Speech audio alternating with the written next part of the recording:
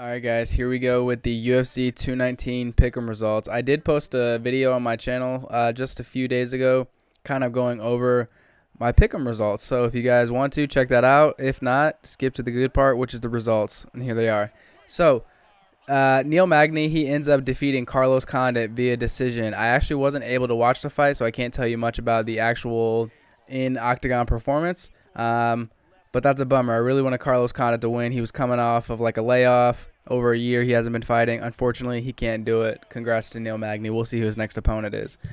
In the next fight, Carla Esparza, she actually is going to defeat Cynthia Calvillo. I thought the decision went the wrong way. Calvillo, she did a lot of ground and pound. She was holding Esparza down on her back and, holding her in place and kind of beating up on her.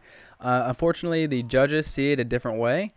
And, that's the result that we get. So, Dan Hooker, he fought Mark Diakiese and ends up beating him by guillotine in the second round, which was not seen.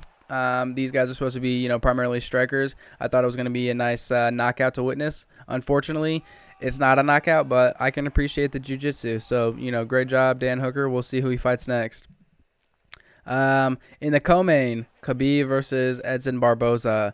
In my heart of hearts, I really wanted Barboza to win. I wanted somebody to take Khabib, out of his unbeaten streak, and I wanted to just see a great performance. Barboza is a very exciting fighter. He has a lot of great knockouts, and I wanted to see one more, go down onto his collection there. Now, for the main event, Cyborg will end up defeating Holly Holm, okay? In my heart of hearts, again, I wanted Holm to win. Unfortunately, she doesn't. On the judges' scorecards, it was a pretty close decision. I believe she won a lot of them, like 48 to 47. Either way, kind of some of my analysis, I thought Holly Holm looked a little bit heavy. She's not a natural 145, that's for sure. She kind of had a little bit of a gut.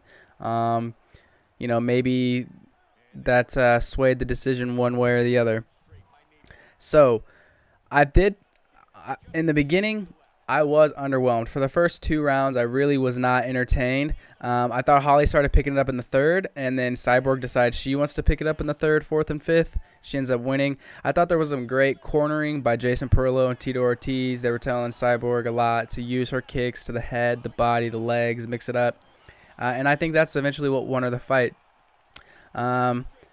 In the last 45 seconds, though, I got super excited just because Holly Holm, she caught Cyborg with a nasty little combo right at the end, kind of rocked her. You saw her eyes get really big, and I was like, oh, no, Holly can come back and win. Unfortunately, she doesn't. She's not able to pull off the finish, and, Cyborg is victorious. She did come out and say that she wants to fight in Perth in Australia. She's got a lot of people that she can represent out there, and that's what she wants next. So we'll see what the UFC gives her.